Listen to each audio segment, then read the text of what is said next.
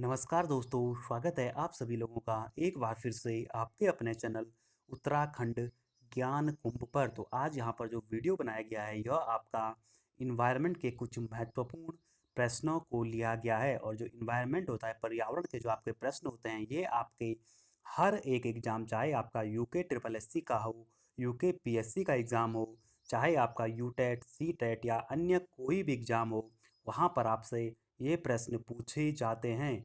तो आज आपके टोटल 15 प्रश्नों को लिया गया है। टोटल 15 में से आपका स्कोर कितना रहा, तो आप कमेंट कर कर जरूर बताएं। और वीडियो के अंत में एक प्रश्न भी पूछा जाएगा, उसका जवाब भी आप कमेंट कर कर जरूर बताएं। तो आप जल्दी से वीडियो को लाइक कर दें, दोस्तों के साथ शेयर कर दें और चैनल को सब्सक्राइब कर दें। तो आइए शुरू करते हैं आज का आपका पहला प्रश्न। तो आपका जो पहला प्रश्न है वह है, निम्न में से कौन जैव उर्वरक है? Option A rhizobium, option B aspergillus, option C pseudomonas या ऑप्शन डी सभी। और इसका सही जवाब है ऑप्शन डी, ये सभी। तो आपका राइजोबियम हो गया, एस्परजिलस हो गया और स्यूडोमोनास, ये तीनों के तीनों जैव उर्वरक के उदाहरण है। तो जो जैव उर्वरक होते क्या है, तो आप यहाँ पर देख सकते हैं, जैव उर्वरक जीवित उर्वरक होते हैं, तो जिनमें सूक्ष्म जीव विद्यमान होते हैं। तो आपको ध्यान रखना है, एक प्रकार के ये जीवित उर्वरक होते हैं और इन उर्वरकों में आपके सूक्ष्म जीव विद्यमान रहते हैं। जैव उर्वरकों में किसी भी प्रकार का प्रदूषण नहीं फैलाते हैं। तो आपको ध्यान रखना है कि जो जैव उर्वरक होते हैं, ये आपका किसी भी प्रकार का प्रदूषण नहीं फैलाते हैं। जबकि आपके जो केमिकल फर्टिलाइज़र होते हैं, ये आपका, जैसे कि आपका सॉइल, आपका पॉल्यूशन हो गया, वाटर पॉल्यूशन, ये फैलाने का काम करते हैं। परंतु जैव उर्वरक आपके स्वच्छ उर्वरक की कैटेगरी में आते हैं। इसी के साथ आप देख सकते हैं कि आपका जो पहला था राइजोबियम, तो जो राइजोबियम है यह दलहनी फसलों, तो जो आपकी जो दाल वाली फसलें होती है, जैसे आपका सोयाबीन वगैरह होती है, मक्का हो गया, तो इनकी जड़ों में ग्रंथियों के रूप में रहने वाला एक जीवाणु है, जो करता क्या है कि जो आपकी वायुमंडल की जो आपकी नाइट्रोजन होती है, उसका स्थिरीकरण करके पौधों तक पहुंचाने का काम करता है। तो आपको ध्यान रखना है कि जो राइजोबियम है यह दलहनी फसलों में पाया जाता है और यह करता क्या है कि वायुमंडल से डायरेक्ट नाइट्रोजन को कन्वर्ट कर कर पौधों को उर्वरक के रूप में पहुंचाने का काम करता है। इसी के साथ आपको जो अन्य उदाहरण याद रखने हैं, तो आप इसको नोट डाउन कर लें। नील हरित शैवाल, तो जो आपका नील हरित शैवाल है यह भी जैव उर्वरक का उदाहरण है। इसी के साथ आप जो अन्य उदाहरण आप याद रखें, एजोला, तो इसको भी आप जो है नोट डाउन कर लें। जो एजोला है यह भी आपका एक जैव उर्वरक है और जो एजोला है इसका यूज आपका एज फर्टिलाइज़र, जो आपके धान की खेती होती है वहाँ पर इसका यूज किया जाता है। इसी के साथ आप दूसरा ध्यान रखें, एजोबैक्टर, तो इसको भी आप नोट डाउन कर लें। जो एजोबैक्टर है यह भी एक आपका जैव उर्वरक का उदाहरण है, तो इसको भी नोट डाउन कर लें, एजोबैक्टर। इसी के साथ आप जो है नेक्स्ट जो आपको नोट डाउन करना है वो है एसिटोबैक्टर। तो ये सारे के सारे आपके महत्वपूर्ण कुछ जैव उर्वरक के उदाहरण हैं, तो आप ज़रूर नोट डाउन कर लें। एसिटोबैक्टर हो गया, एजोबैक्टर हो गया, एजोला हो गया, नील हरित शैवाल, तो ये सारे के सारे जैव उर्वरक के उदाहरण हैं। फिर आज का आपका जो अगला प्रश्न है वो है, कौन सी बीमारी दूषित जल से होती है? Option A anaemia, option B typhoid, option C cholera या option D none of these. और आप लोगों का जो है सही जवाब होगा इसका ऑप्शन बी टाइफाइड। तो आपको ध्यान रखना है, जो टाइफाइड है यह आपका दूषित जल पीने से टाइफाइड नामक रोग होता है। और इसके बारे में जो महत्वपूर्ण जानकारी आप जो है देख सकते हैं यहाँ पर, टाइफाइड साल्मोनेला टाइफी के द्वारा होने वाली एक जीवाणु जनित रोग है। तो सबसे पहले आपको ध्यान रखना है कि जो टाइफाइड होता है यह जीवाणु के कारण होता है। और साथ ही में अगर पूछा जाए किस जीवाणु के कारण, तो साल्मोनेला टाइफी नामक जीवाणु के कारण आपका टाइफाइड होता है।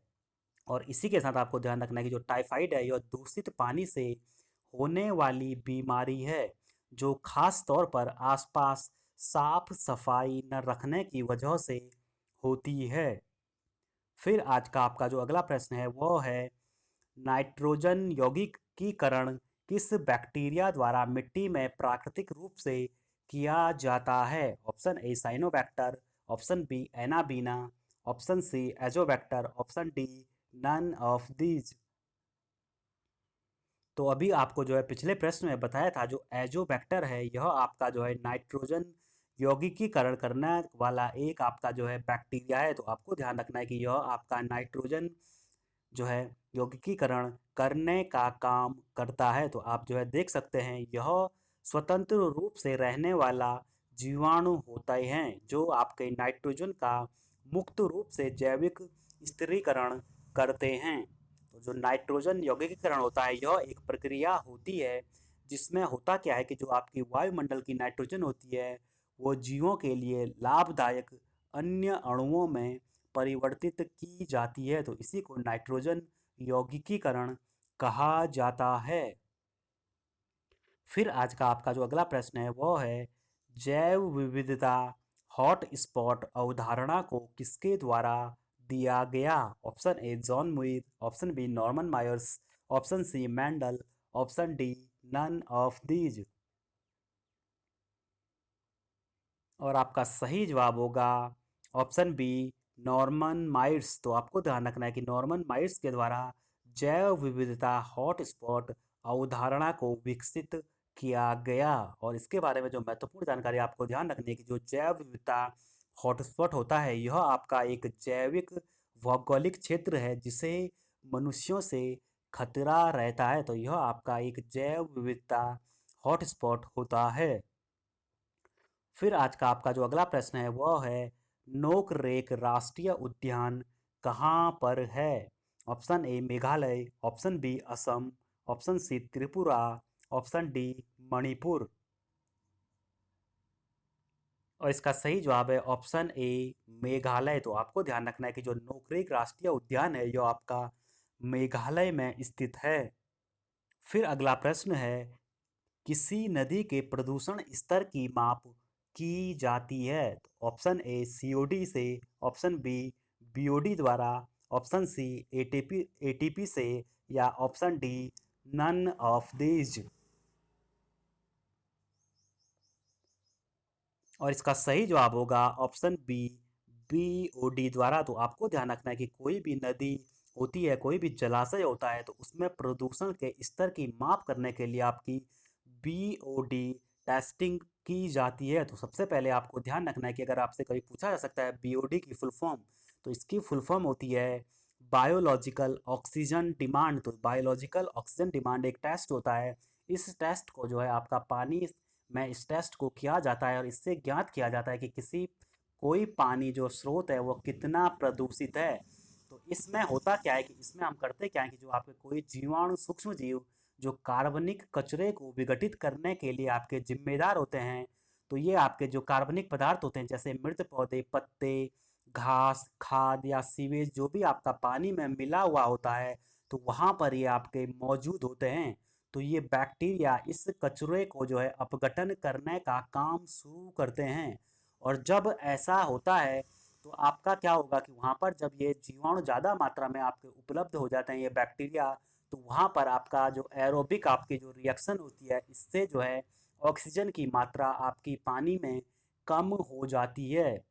तो इससे हम पता लगाते हैं कि वहाँ पर ऑक्सीजन का लेवल कितना है। तो इसी को आपका बायोलॉजिकल ऑक्सीजन डिमांड टेस्ट के नाम से जाना जाता है। फिर आज का आपका जो अगला प्रश्न है वो है पारिस्थितिकी शब्द किसके द्वारा दिया गया?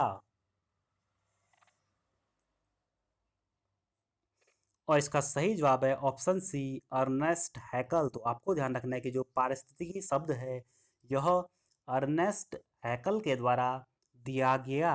और इसके बारे में जो महत्वपूर्ण जानकारी आपको ध्यान रखनी है तो यहाँ पर आप देख सकते हैं पारिस्थितिकी को एनवायरमेंटल बायोलॉजी भी कहा जाता है। और जो इकोलॉजी या पारिस्थितिकी शब्द है इसको सबसे पहले जर्मन जीव वैज्ञानिक अर्नेस्ट हैकल द्वारा दिया गया। तो आप सभी लोगों को जो है वीडियो अच्छा लगा तो वीडियो को आप जल्दी से लाइक कर दें, जल्दी से वीडियो को दोस्तों के साथ शेयर कर दें, और अगर अभी तक चैनल सब्सक्राइब नहीं किया तो नीचे आपको सब्सक्राइब का बटन दिख रहा होगा, उस पर क्लिक कर चैनल सब्सक्राइब कर दें, जिससे कि आपको ऐसे वीडियोज मिलते रहें।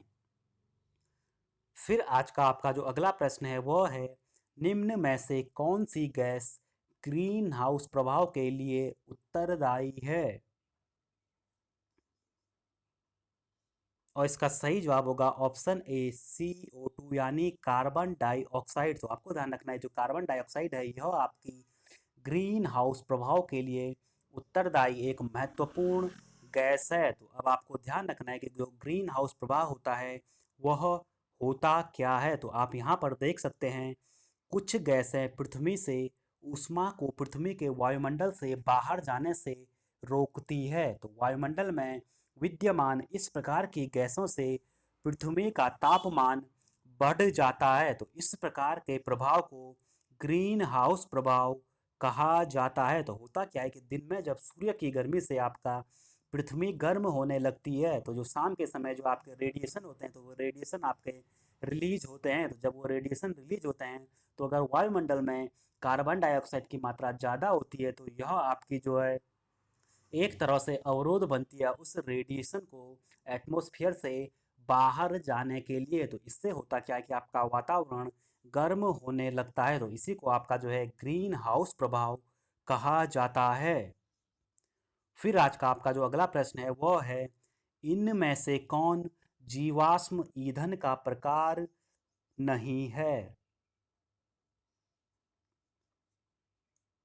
और इसका सही जवाब होगा ऑप्शन सी बायोडीजल। तो जो बायोडीजल है यह आपका जीवाश्म ईंधन का प्रकार नहीं है। तो बाकी कोयला, पेट्रोल और डीजल है यह आपके एक प्रकार के जीवाश्म ईंधन हैं। और जो जीवाश्म ईंधन होते हैं आप सभी लोगों को पता होगा कि जो जीवाश्म ईंधन होते हैं ये आपके अनवीकरणीय ऊर्जा के स्रोत होते हैं। तो जैसे कि आपका हो गया गैस, हो गया आपका कोयला, हो गया पेट्रोलियम, तो ये सारे के सारे जीवाश्म ईंधन के आपके जो हैं उदाहरण हैं। तो जो आपके अब आपको पता होना चाहिए कि जो अनवीकरणीय स्रोत किस प्रकार के स्रोतों को कहा जाता है। तो आप यहाँ पर देख सकते हैं कि इन जो अनवीकरणीय संसाधन होते हैं तो इन संसाधनों का विकास एक लंबे भूवैज्ञानिक अंतराल में होता है और इनके बनने में आपके जो है लाखों वर्ष लग जाते हैं। और अगर आपके अनवीकरणीय जो संसाधन होते हैं ये एक बार अगर आपके समाप्त हो जाए तो इनको जो है ये दोबारा से उत्पन्न नहीं होते। काफ़ी समय जो है आपका काफ़ी समय इसको जो है दोबारा उत्पन्न होने में लाखों वर्ष का समय लग जाता है। तो इसीलिए इनकी जो है हमको जो है सीमित मात्रा में इनका उपयोग करना आवश्यक होता है। तो ये आपके थे अनवीकरणीय संसाधन के बारे में कुछ महत्वपूर्ण फैक्ट। फिर आज का आपका जो अगला प्रश्न है वो है, भोपाल गैस त्रासदी में कौन सी गैस आपकी लीक हुई थी? और इसका सही जवाब है ऑप्शन ए मिथाइल आइसोसाइनाइड। तो आपको ध्यान रखना है कि जो भोपाल आपकी गैस ट्रेजेडी हुई थी वहाँ पर आपकी जो गैस रिलीज हुई थी वह थी आपकी मिथाइल आइसोसाइनाइड। तो इसके बारे में कुछ महत्वपूर्ण जानकारी जो आपको ध्यान रखनी है तो आप देख सकते हैं यहाँ पर भोपाल गैस त्रासदी की घटना 1984 में घटित हुई। इसमें आपकी जो कंपनी थी वह थी यूनियन कार्बाइड नामक कंपनी के कारखाने से मिथाइल आइसोसाइनेट नामक जहरीली गैस का रिसाव हुआ। तो यहाँ से कुछ महत्वपूर्ण बात है जो आपको ध्यान रखनी है कि यह 1984 में यह घटना भोपाल में हुई। जो कंपनी का नाम था वह था यूनियन कार्बाइड नामक कंपनी और जो गैस रिलीज हुई वह थी आपकी मिथाइल आइसोसाइनाइट। फिर आज का आपका जो अगला प्रश्न है वह है, साइलेंट वैली राष्ट्रीय उद्यान कहाँ पर स्थित है?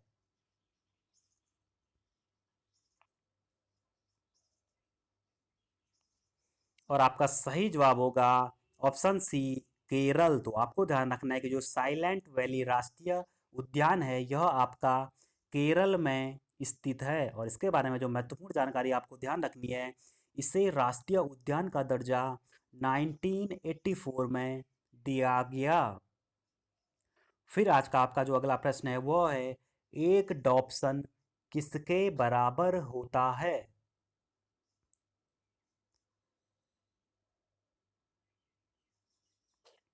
और आपका सही जवाब होगा ऑप्शन सी 0.01 mm। तो आपको ध्यान रखना है, जो एक डॉप्सन होता है उसकी वैल्यू होती है 0.01 mm। और जो डॉप्सन होती है यह यूनिट आपकी जो है, इसमें आपकी ओजोन परत जो होती है उसकी थिकनेस को मापा जाता है।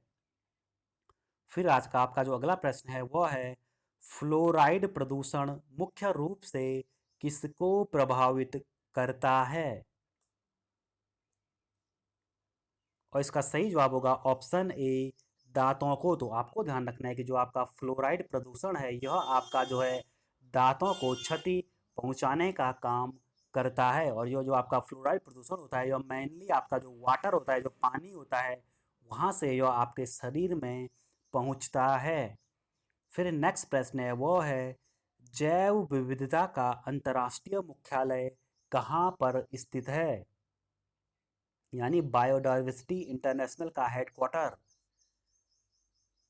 और इसका सही जवाब है ऑप्शन डी, रोम इटली। तो जो रोम है यह इटली में है। तो आपको ध्यान रखना है कि इटली के रोम में आपका बायोडाइवर्सिटी इंटरनेशनल का हेडक्वार्टर स्थित है। फिर आज का आपका जो अगला प्रश्न है वो है, सीएनजी का पूरा नाम।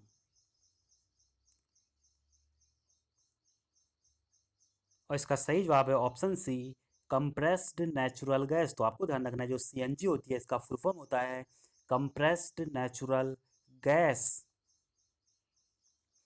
फिर आज का आपका जो प्रश्न है वो है, जिसका जवाब आप सभी लोगों को कमेंट कर कर कमेंट बॉक्स में देना है। तो यह है, विश्व आर्द्र भूमि दिवस यानी वर्ल्ड वेटलैंड डे कब मनाया जाता है? Option A 22 March, option B 4 जनवरी को, ऑप्शन सी 2 फरवरी को, या ऑप्शन डी 2 दिसंबर को। तो आप सभी लोग कमेंट कर कर जरूर बताएं कि विश्व आर्द्र भूमि दिवस कब मनाया जाता है। और साथ ही मैं यह जरूर बताएं कि टोटल जो 15 प्रश्न थे उसमें से आपका स्कोर कितना रहा। तो आप सभी लोगों को वीडियो अच्छा लगा, जल्दी से वीडियो को आप लाइक कर दें, वीडियो को जल्दी से दोस्तों के साथ शेयर कर दें। और अगर अभी तक आपने चैनल सब्सक्राइब नहीं किया तो नीचे आपको जो सब्सक्राइब का बटन दिख रहा है उस पर क्लिक कर चैनल को सब्सक्राइब कर दें, जिससे कि आने वाले टाइम में आपको ऐसे वीडियोज मिलते रहें। धन्यवाद।